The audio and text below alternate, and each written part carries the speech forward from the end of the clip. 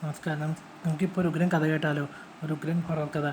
കഥയുടെ പേര് ഒരു ചിത്രകാരൻ്റെ പ്രേതാനുഭവത്തെ പറ്റിയാണ് ഞാനിവിടെ പറയുന്നത്.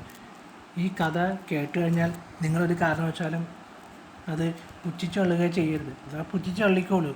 ഈ കഥ കേട്ടാൽ നിങ്ങൾക്ക് വിശ്വാസമില്ലെങ്കിൽ മാത്രം. അത് ശരിക്കും നല്ലൊരു ഉഗ്രൻ കഥയാണത്. ഞാൻ രാഘവൻ, ഞാനൊരു ചിത്രകാരനാണ്. ഞാനിവിടെ പറയുന്നത് വളരെ 18 വർഷങ്ങൾക്ക് മുമ്പ് നടന്നൊരു പ്രേതാനുഭവത്തെ പറ്റിയാണ്. ഇത് പറയുന്നതിന് മുമ്പ് ഒരറിയിപ്പ്.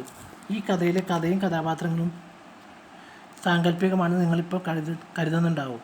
അല്ല, ഇത് ഒറിജിനലാണ്, ഉള്ളതാണ്.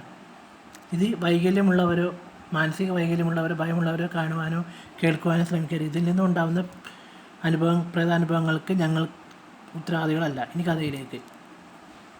ഞാൻ ചിത്രരചന ഒരു സ്ഥലത്ത് നിന്ന് ചെയ്ത് എക്സിബിഷന് വെച്ച് നല്ല വരുമാനവും കിട്ടി വീട്ടിലേക്ക് പുറപ്പെടുകയായിരുന്നു. ഞാൻ നേരം അർദ്ധരാത്രിയായി. 12 മണി കഴിഞ്ഞു കാണാം. കുറുക്കന്മാരുടെ ഓരിയിടൽ കേട്ടു. കൂടാതെ നത്ത് കരയുന്ന കൂമൻ്റെ കരച്ചിലും കാലങ്കോയുടെ കൂവലും അടുത്തെത്തി. വീണ്ടും പുഞ്ചിരിച്ചു. എന്നിട്ട് എന്നെ, എന്താടോ നീ അറിയുമോ എന്നെ? ഞാൻ ഭയന്നു പോയി. എന്താ ഭയന്നു അല്ലേ?